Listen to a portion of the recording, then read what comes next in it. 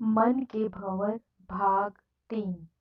अब तक हमने देखा कि डॉक्टर रवीश और मनोहर आपस में बात कर रहे होते हैं, तभी वहां पत्रकारों का प्रवेश होता है। पत्रकार डॉक्टर रवि से डॉक्टर वशिष्ठ के बारे में बात कर रहे होते हैं, तभी वहां डॉक्टर वशिष्ठ का प्रवेश होता है। पत्रकार डॉक्टर वशिष्ठ से उनकी प्रतिक्रिया लेते हैं और उनसे उनके एजुकेशन के बारे में पूछते हैं।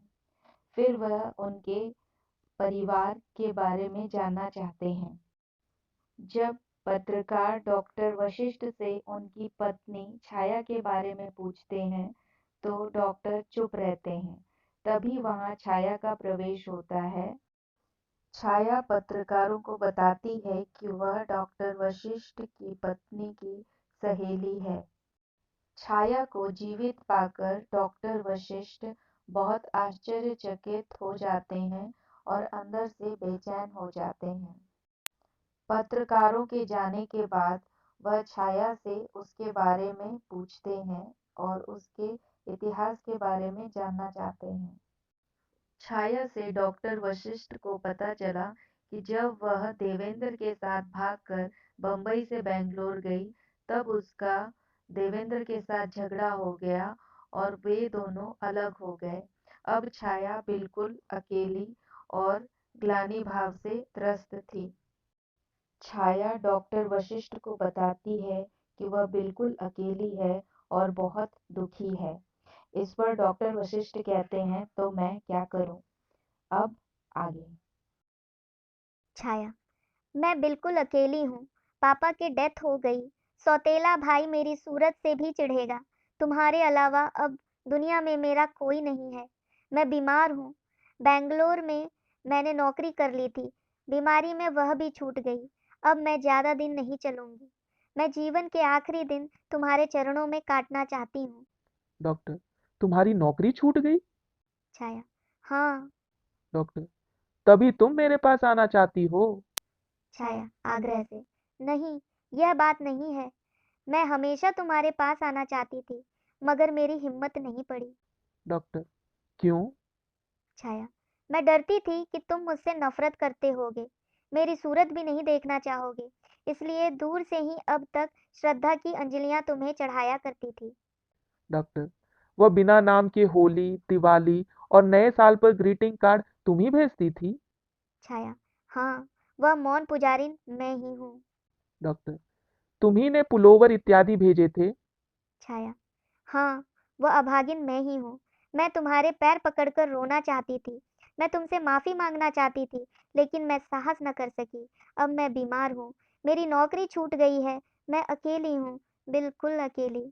मेरी हालत देखकर शायद तुम्हें तरस आ जाए, इसलिए इतना साहस बटोर कर तुम्हारे पास चली आई। छाया, तुम चुप क्यों हो? मैं तुम्हारी दया की भीख मांगती हूँ। तुम दुनिया भर को जीवन देते हो, आशा देते हो, मुझे निराश न करो। पराया समझकर ही रहम खाओ। तुम्हारी पत्नी छाया तो मर गई, मुझे दासी समझकर ही घर के एक कोने में पड़ी रहने दो। मैं प्रायश्चित करना चाहती हूँ। मैं मरते समय तुम्हें देखना चाहती हूँ। डॉक्टर चुप रहता है, विचार मग्न, जड़ सा। छाया, तुम कुछ कहते क्यों नहीं? कुछ बोलो। मैं कहती हूँ, कुछ बोलो। मुझे बुरा भला कहो, दोष दो, मैं अपराधी हूँ, बुरी हूँ। आवेश बांध तोड़कर हिचकियों की बाढ़ ला देता है। मैं बहुत अभागी हूँ, मैं बहुत अभागी हूँ। डॉक्टर ड्रार खोलकर चेकबुक निकालता है, चेक लिखकर पकड़ाता है। डॉक्टर, आंसू पोछो, यह चेक लो और मेरी निगाहों से दूर चली जाओ।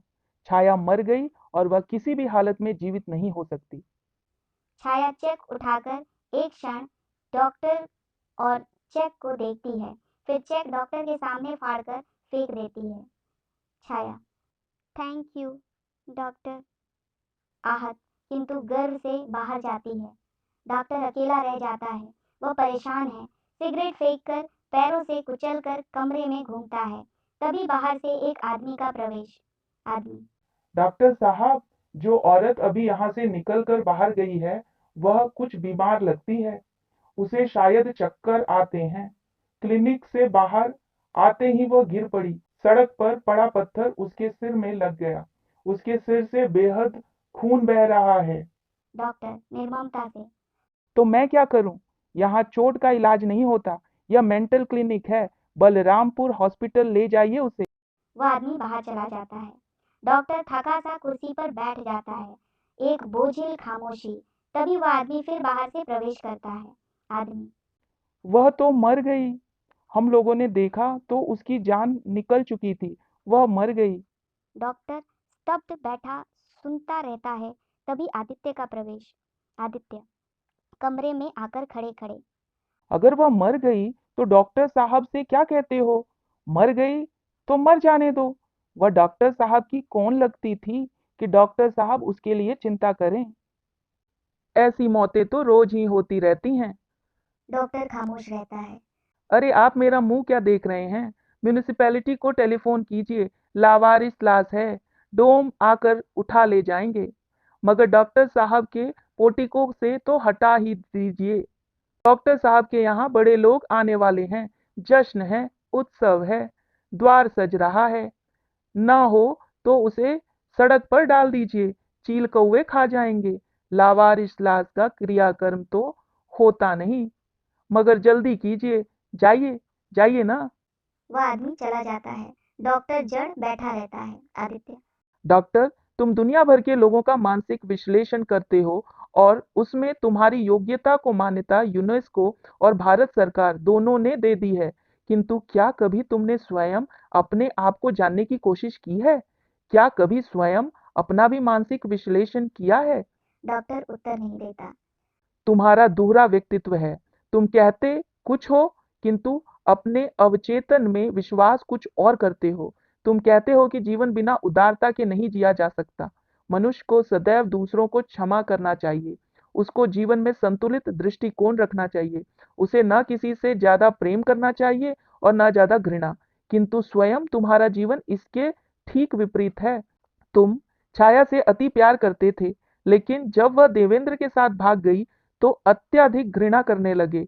अब उसे किसी भी हालत में क्षमा करने को तैयार नहीं हो। अब बताओ, कहाँ है तुम्हारे जीवन में उदारता? क्या यह केवल सैद्धांतिक बकवास है, रोगियों को बहलाने के लिए, जिस पर स्वयं तुम विश्वास नहीं करते? रुक। और फिर तुम्हारा दावा कि तुमने अपना सारा जीवन मानसिक रोगियों की सेवा के लिए समर्पित कर दिया है, यह भी झूठा है। आज सुबह तुम उस आदमी को अपनी पत्नी से घृणा करने का पाठ इसलिए दे रहे थे क्योंकि तुम स्वयं पत्नी से घृणा करते हो। तुम अपनी पत्नी से इतनी नफरत करने लगे कि उससे भागने के लिए तुम अपने आप को रोगियों और काम में खपाने लगे। यह उद्देश्य के लिए समर्पण नहीं, पलायन है, पलायन। तुम्हारी सारी ऊंची ऊंची आदर्श की बातें झूठ और आडंबर हैं। तुम्हारा सारा जीवन, तुम्हारे सारे कार्य, सारी सफलताएं, यह यूनेस्को और भारत सरकार का सम्मान, सब नफरत और घृणा पर आधारित है। इन सब की नींव में नफरत और घृणा है। नफरत और घृणा, और कुछ नहीं। आदित्य का तेजी से बाहर प्रस्थान। डॉक्टर कमरे में वैसा ही विचार मग्न जड़ सा अचल बैठा रहता है। कमरे में अंधेरा होने लगता है। तभी मनोहर का कमरे में बाहर से प्रवेश। वह बत्ती जलाता है। मनोहर। डॉक्टर साहब। डॉक्टर चौंक कर, हाँ। मनोहर, अंधियारे में क्यों बैठे हैं? डॉक्टर, कुछ नहीं, मेरे सिर में दर्द हो रहा है। मनोहर, बाम मल देई? डॉक्टर, नहीं, मामूली दर्द है, आराम से ठीक हो जाएगा।